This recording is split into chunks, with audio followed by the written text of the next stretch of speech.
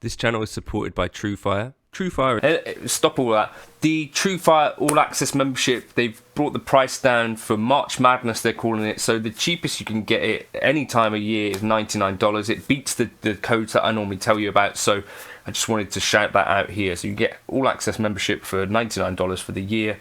You know, get into your Tim Millers, your Robin Fords, there's Larry Carlton stuff on there, there's Eric Johnson stuff on there. Like, all of our favourite players seem to have Truefire courses.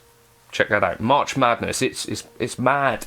I'm not a young person anymore. I'm coming up to my 36th birthday in a couple of weeks, and it's not that often that I have sort of revelations in guitar. And I did have a question on a live stream the other day about, or could you talk about some of your biggest revelations that you've had? I think it was Blue, if you're watching Blue. There's a Fender-free video. But I've had one recently, so I've been looking at sort of, you know, trying to increase my picking speed again. Speed as a total goal has not been something that I've worked on for quite a while, and I thought it could be kind of fun. What I was noticing in my picking sometimes were these things that I now have a label for. So in this video I kind of wanted to discuss, you know, some of these things about what it is that I think I'm going to start working on and what I'm going to start focusing on, instead of it being sheer speed and trying to push up against a brick wall. And I've started to notice some things about my technique. Specifically, I don't know if any of you guys have noticed this or if you do it yourselves, but when I start to really push the tempo, I'm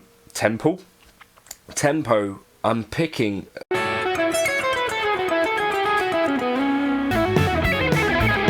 to some extent from my elbow. So elbow picking, which is not invalid. It's just something that I've found, and I think I have a reason to think, thanks to Anton Oparin and Spiro, that this may not be the most efficient technique. I guess this is what I'm now focusing on and looking at, is efficiency.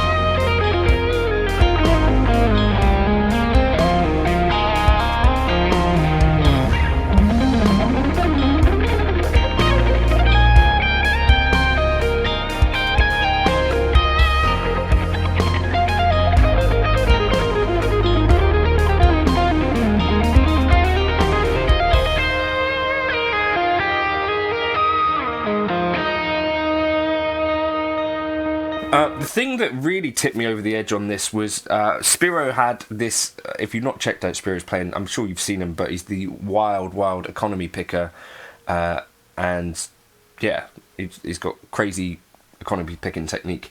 He's been in Guitar World and a few things. He's started to sort of break out a little bit more into the mainstream of the guitar world, I guess. So you will be hearing much more from him, I think. But he kind of talked about, so if you had, imagine there was like a floor here and a bouncing ball had to get between the two of them.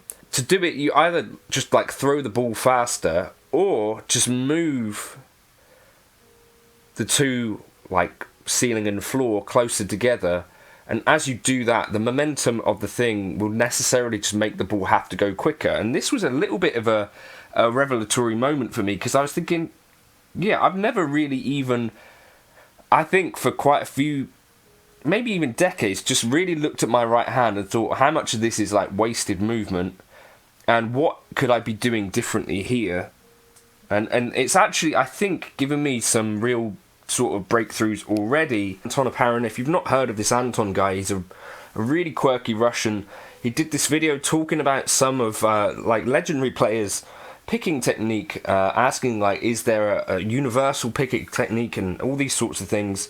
Specifically, I think he's honed in on Paul Gilbert for, in his early years, having some really pretty good techniques. So anyway, what I wanted to kind of just point out, I don't do too much right hand based stuff in terms of videos, so this is like a rare video in terms of that. So some fundamentals that I think I need to bear in mind. So for me, you know, normally picking at a certain tempo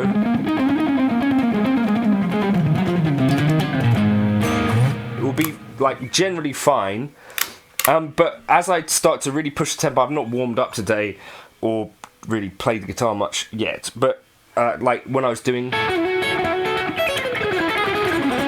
as I start to really push that tempo,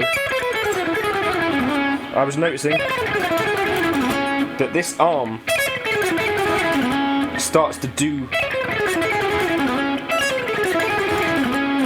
some of the picking, and especially as well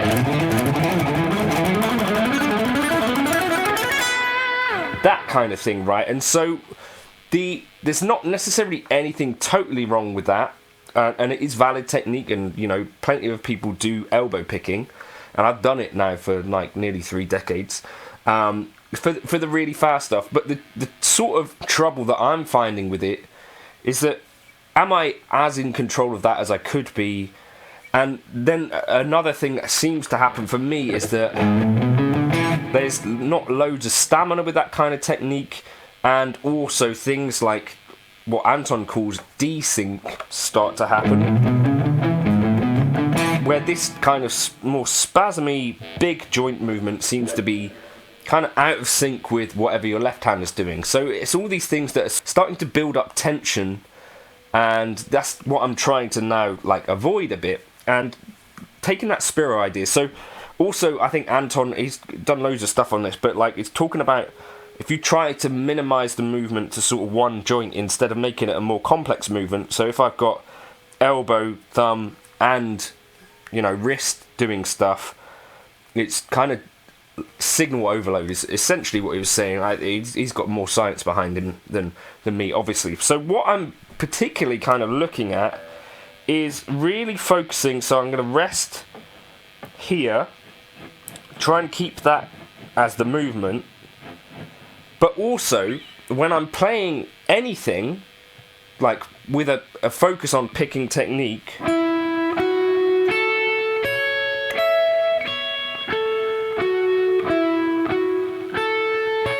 try and make the movement small rather than fast. All I'm focusing on is that bouncing ball technique. And, you know, imagining the strings are what I'm bouncing between, and I'm trying to kind of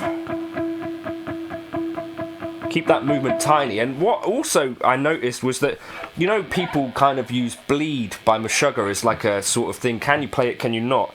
I noticed that when I'm doing that kind of thing, the movement is not coming from my elbow.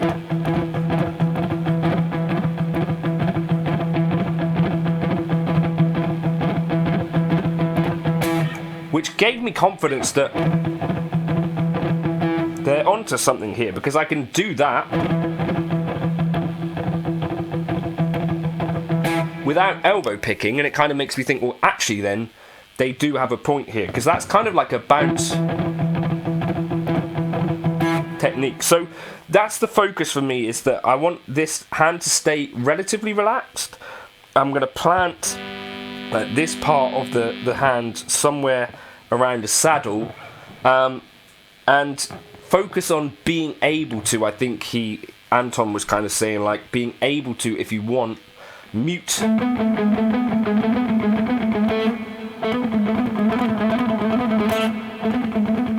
so that you're not moving that hand as like it doesn't move away from there whilst you're doing your alternate picking stuff. And that's kind of the focus for me. So if I take like a standard technique like that, when I would normally be trying to speed up, I'd probably start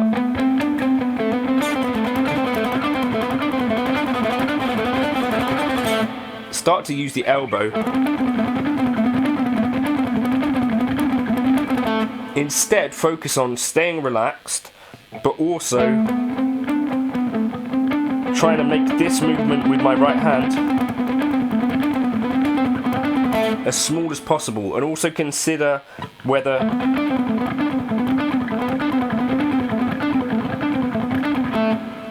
you know, things like planting with your hand, that could be adding more tension. Definitely moving the elbow could be having more tension. Trying to keep this bedded down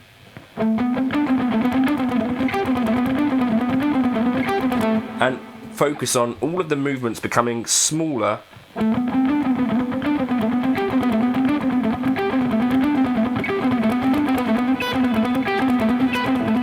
And that's what I'm working on instead of just sheer speed. Whoops. Instead of just sheer speed, going, how small can I make these moves?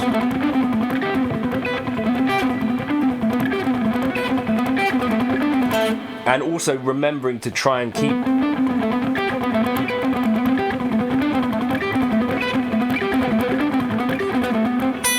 relaxed, and as things start to cramp up, that's when I'm noticing that hands are becoming sort of less synced up. So then just relax, go back to small as the goal, not fast.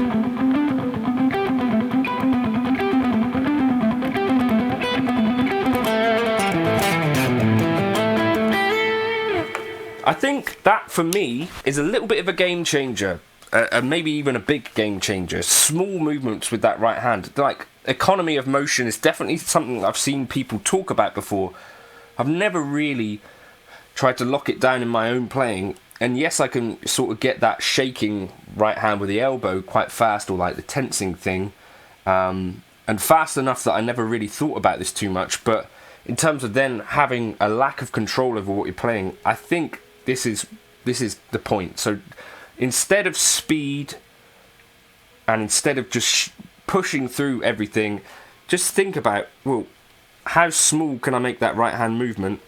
Think about Rick Graham, think about Paul Gilbert as like these techniques that are actually super efficient and not wasted movement, rather than this movement which gives a big sort of arc and a big potentially wasted movement. This is a bit of a game changer for me, so it's something that hopefully you'll start to notice in my playing, that as I spend, you know, sort of 10, 15, 20 minutes each day trying to unlearn this bad habit, for me, see how it goes. I guess I hope that's an interesting enough video to share with you. Patreon's a place to get back in tracks and lessons, but this one doesn't specifically I guess I'll put up some alternate picking drills that I'm kind of using as well, so Patreon will be the place for those. £2 a month. Hopefully that's fairly good value.